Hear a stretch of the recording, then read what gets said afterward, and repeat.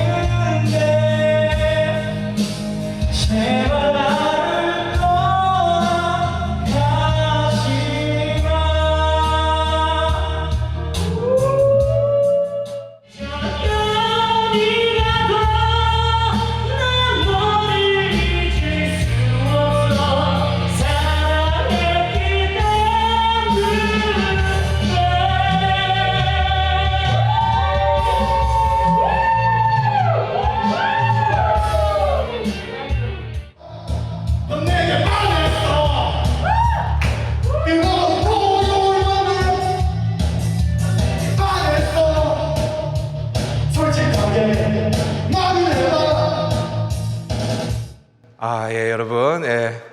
제가 다 보여드리고 싶은데 시간 관계상 아주 짤로 이렇게 보여드렸습니다. 일단 우리 박상욱 강도사님은 제일 잘 부른 부분을 자른 겁니다. 제일 잘 부른 부분, 제일 많이 부른 부분 자른 겁니다. 우리 박상욱 강도사님은 냉정하게 노래 좀 못 부르는 것 같습니다. 자신은 계속 찬양을 못할 뿐이지 가요는 잘 부른다고 계속 주장해 왔었거든요. 근데 그 주장이 사실이 아님을 이번에 밝히게 되어졌습니다. 희경 간사님을 몰아내고 자기가 찬양 인도를 한다고 하더니 앞으로 그런 이야기 하지 않도록 하시면 좋을 것 같습니다. 근데 여러분, 우리 영규 간사님 노래 너무 잘 부르죠? 고음이 장난 아닙니다. 고음이 저는 따라하지도 못할 것 같은데, 네, 여러분, 노래 너무 잘 부렸는데 가사를 잘 보면 이 가사 내용이 굉장히 진상입니다.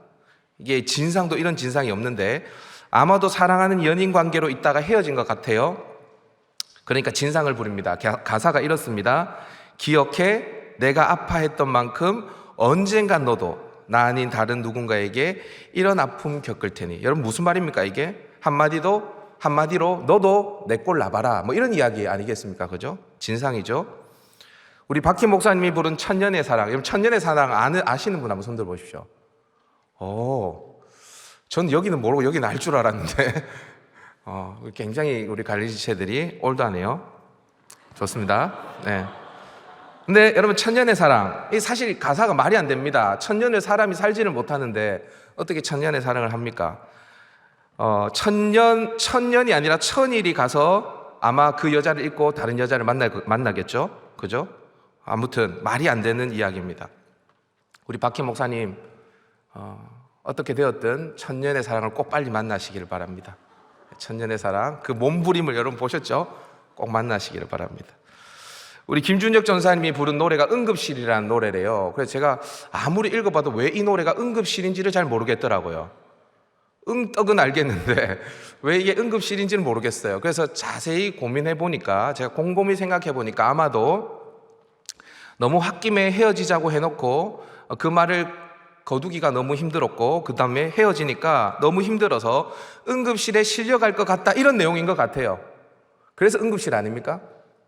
아무튼 이 바보야 진짜 아니야, 이 노래를 부르는 사람이 진짜 바보죠.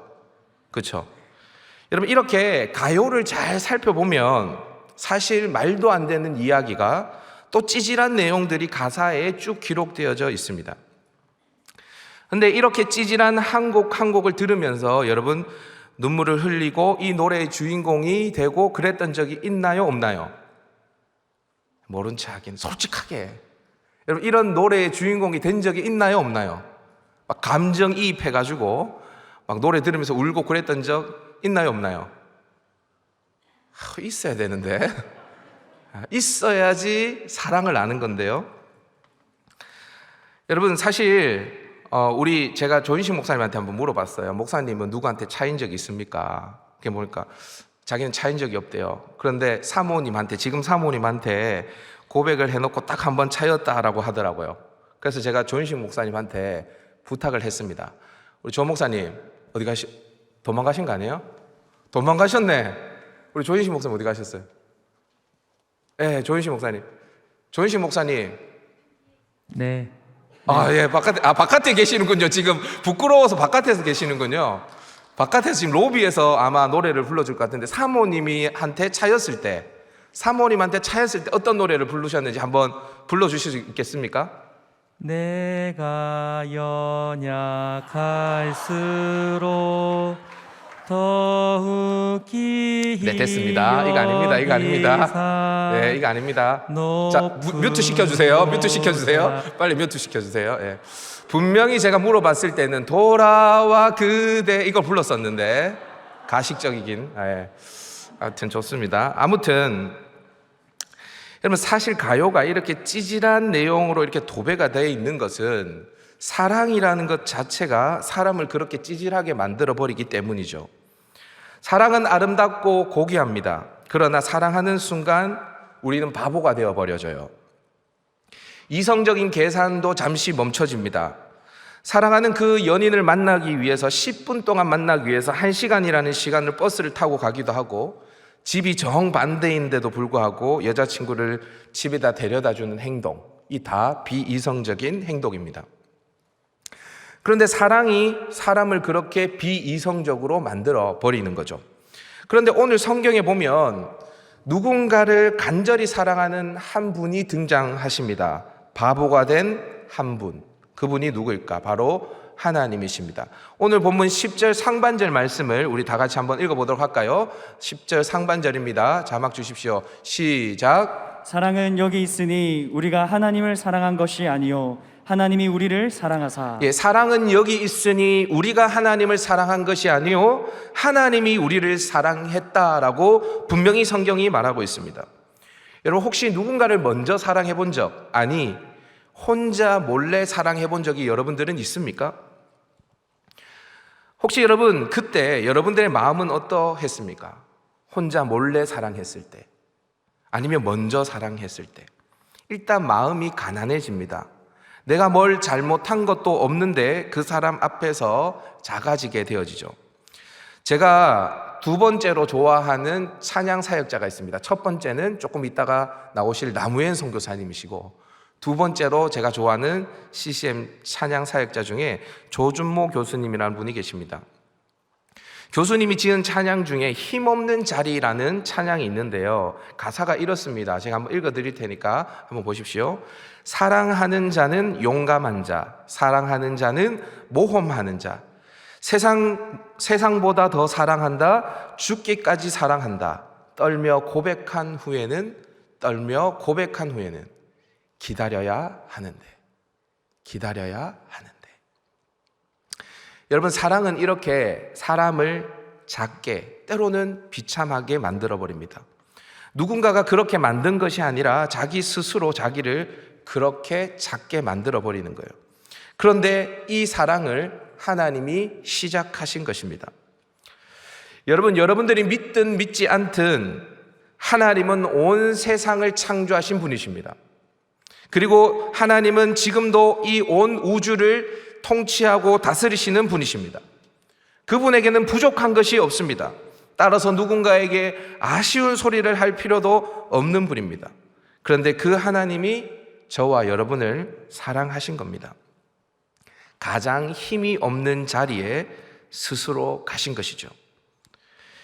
여러분, 그렇게 하나님께서 가장 힘 없는 자리에 우리에게 가셔서 그분은 조심스럽게, 아주 조심스럽게 조용히 우리 문 밖에 서서, 우리의 마음의 문 밖에 서서 우리의 마음을 두드리고 계십니다. 여러분, 누군가를 사랑해 보셨어요? 그러면 혹시 상대방이 내가 사랑하는 것 때문에 부담스러워서 날 떠날까 봐 두려워하는 게 사랑입니다. 그래서 우리 주님도 조심스럽게 우리에게 다가오세요. 그런데 여러분, 조심스럽지만 사랑이라는 것은 내가 이 사람에게 사랑한다는 것을 확실하게 표현해야 되지 않습니까? 그렇기 때문에 하나님은 조심스럽지만 거침없이 당신의 사랑을 표현하세요. 그렇게 조심스럽지만 거침없이 하나님의 당신의 사랑을 어떻게 표현하셨는가? 저를 한번 따라해 볼까요?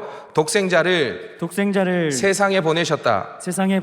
우리 다 같이 요한일서 4장 9절 말씀 다시 한번 읽어보도록 하십시다. 시작. 하나님의 사랑이 우리에게 이렇게 나타난 바 되었으니 하나님이 자기의 독생자를 세상에 보내심은, 여러분, 하나님은 조심스럽지만 거침없이 당신의 사랑을 나타내셨는데 그 사랑을 나타내는 방법이 뭐냐 하면 자기의 독생자를 세상에 보내신 것으로 우리를 향한 당신의 사랑을 나타내기를 원하셨다는 겁니다.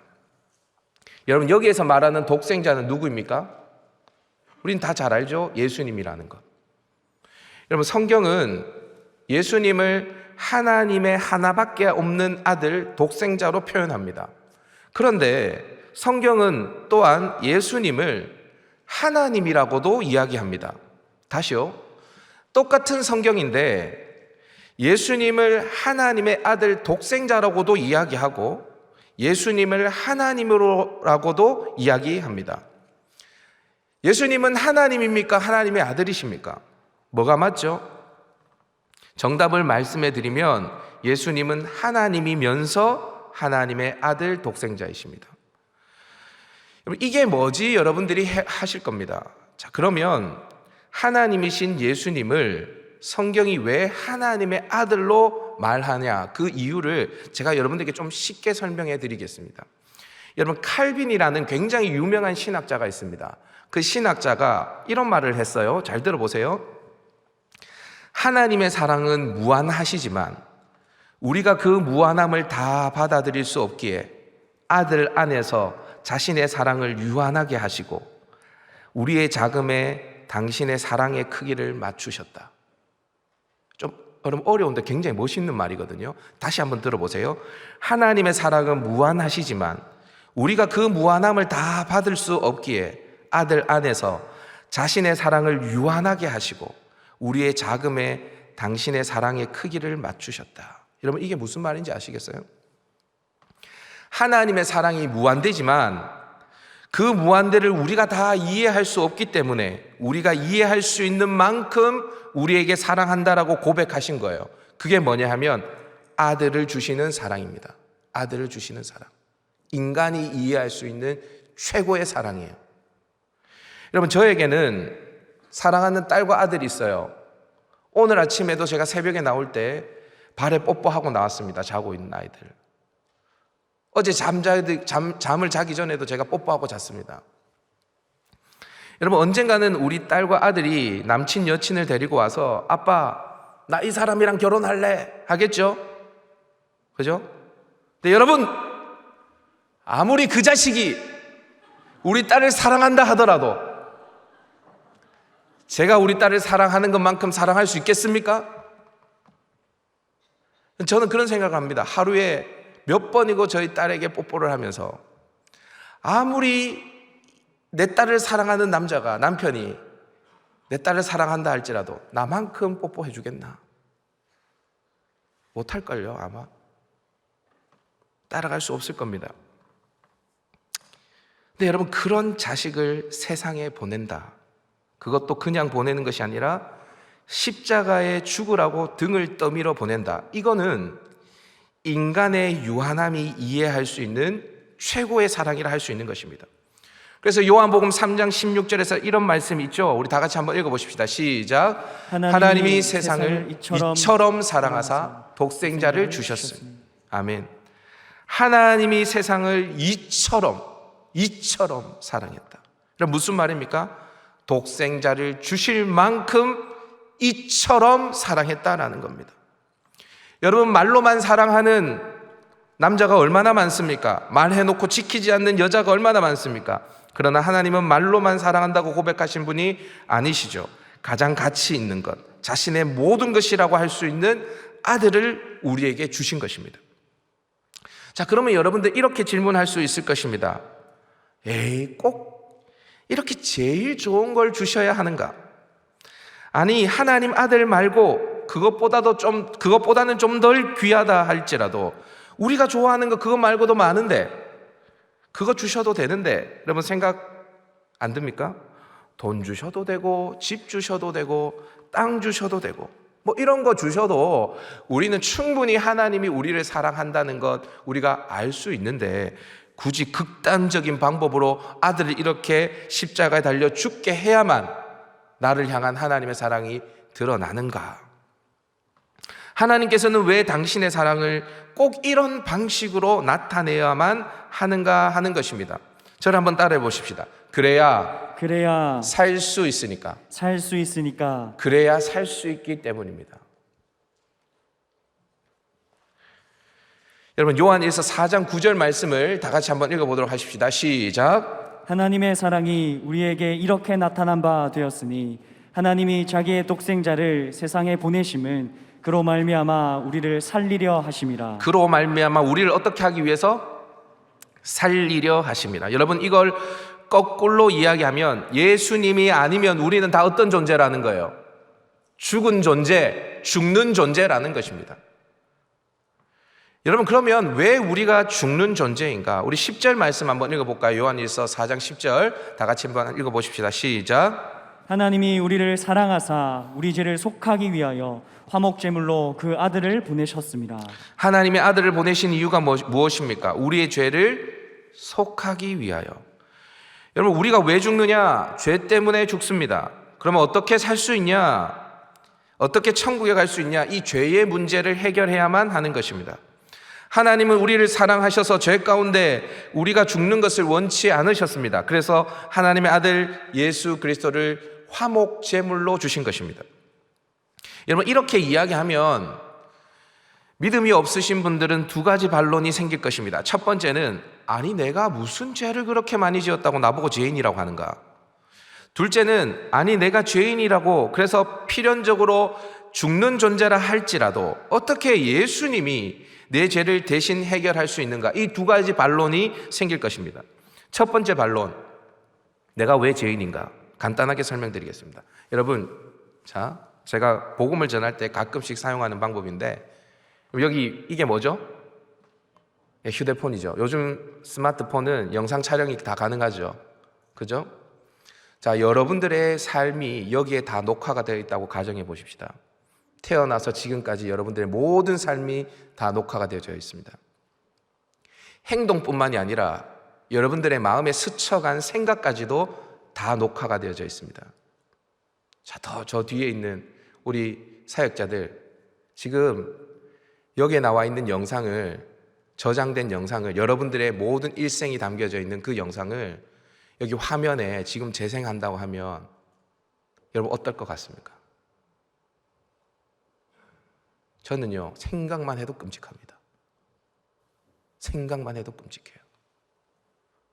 가끔씩 예전에 제가 잘못했던 행동들이나 예전에 잘못했던 그 마음들이 가끔씩 떠올라서 제가 소름 돋을 때가 있거든요. 내가 왜 그랬지? 여러분, 그런 적 없어요?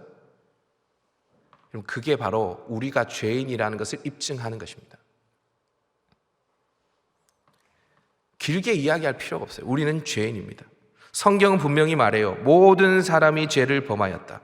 그리고 그 죄로 인해서 모든 죄인은 심판받는다. 성경은 분명히 이야기합니다. 두 번째 반론입니다. 예, 좋습니다, 목사님.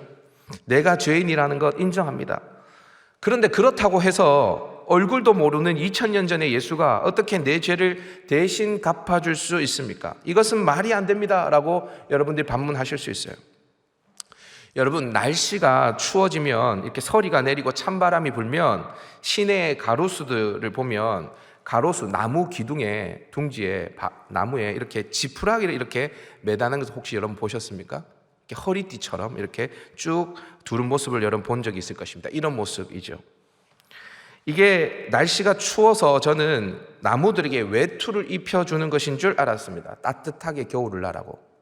그런데 예전에 담임 목사님의 설교를 듣다가 제가 알게 되어졌어요. 그게 아니라 이건 잠복소라는 것인데, 날씨가 서늘해지면 월동을 위해서 해충들이 따뜻한 곳을 찾는다라고 합니다. 그래서 나무 속에 있었던 해충, 나무 진액을 빨아먹었던 그 벌레들이 나무 허리에 감아놓은 이 집더미로 다 모여서 겨울을 난다고 해요. 자, 그렇게 겨울을 나면 이제 사람들이, 인부들이 와서 그 봄에 어떻게 하냐, 그 집을 풀어서 그 집을 그대로 불에 태우죠. 해충을 박멸하게 되어집니다. 여러분, 원래 벌레가 있었던 곳은 어디였습니까? 나무였죠. 해충이 있었던 것은 어디였습니까? 나무였어요. 그러면 여러분, 태워서 죽이면 뭘 태워서 죽여야 합니까? 나무를 태워서 죽여야 하죠. 그런데 그 감아두었던 집만 태웁니다. 그럼 이 원리를 아시겠습니까? 하나님이 우리에게 있던 죄를 그의 아들 독생자 예수 그리스도에게로 옮기셨습니다. 여러분, 이 죄가 원래 어디에 있었던 겁니까? 우리에게 있었던 것입니다.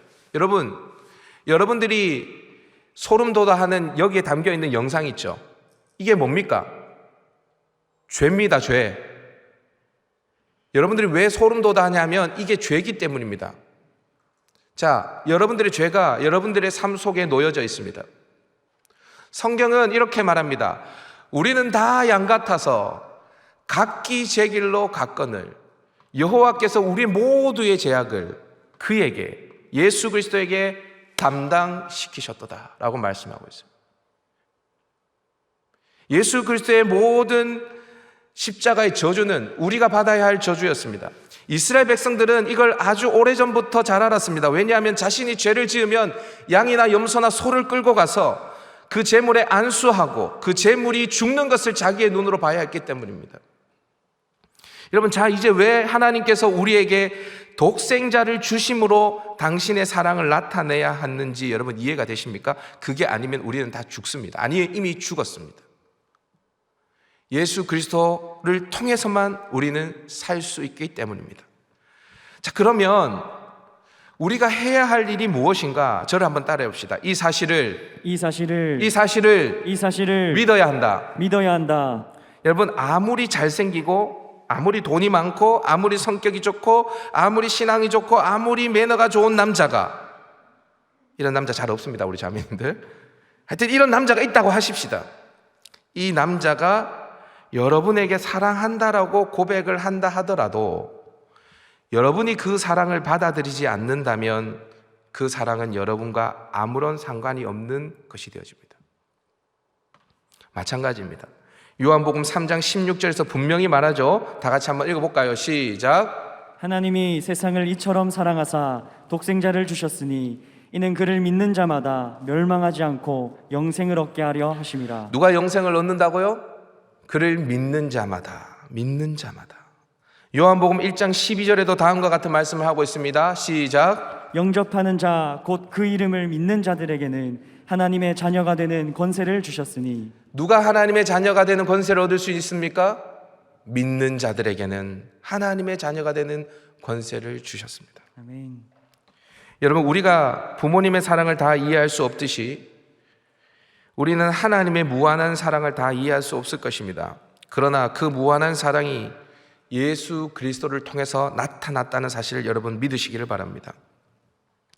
그분이 죽으심으로 우리를 살렸다라는 사실을 여러분 믿으시기를 바랍니다. 오늘 교회 처음 오신 분들이 계시죠? 제가 오늘 여러분들을 위해서 이 말씀을 준비했습니다. 여러분, 여기에 있는 사람들은 제가 아까 이야기했던 하나님이 우리를 사랑하신다, 하나님이 우리를 사랑하심으로 그의 아들 독생자 예수 그리스도를 이 땅에 보내주셨다, 그분을 믿을 때에만 우리는 살 수 있다, 천국 갈 수 있다, 죄사함을 받을 수 있다라는 것을 믿는 사람들입니다. 여러분, 이 사실을 여러분들 믿을 수 있기를 바랍니다. 그러면 여러분들의 일생이 오늘 이 순간 달라질 것입니다. 모든 것이 달라질 것입니다. 여러분들의 꿈이 달라질 것입니다. 여러분들의 오늘이 달라질 것입니다. 여러분들이 바라보는 세상이 달라질 것입니다. 여러분, 우리가 예수님을 믿지 않으면 우리는 아무리 많이 공부하더라도 똑똑한 죄인으로 지옥 가는 것입니다. 우리가 아무리 부자라 하더라도 우리가 예수님을 믿지 않으면 부자로 지옥 가는 것입니다. 우리가 아무리 예쁘고 잘생겼다 할지라도 우리가 예수님을 믿지 않으면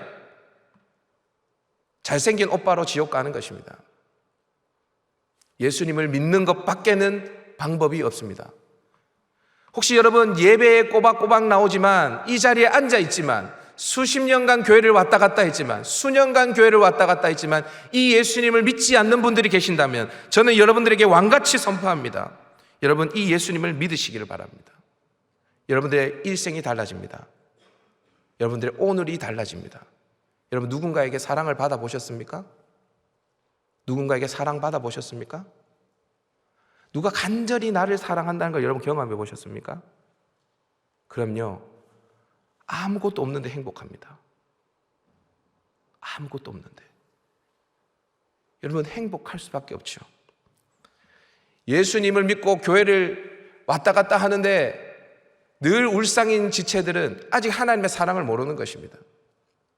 여러분, 이 사랑을 회복하십시오. 이 사랑을 믿으십시오. 그럼 여러분, 오늘이 달라질 것입니다.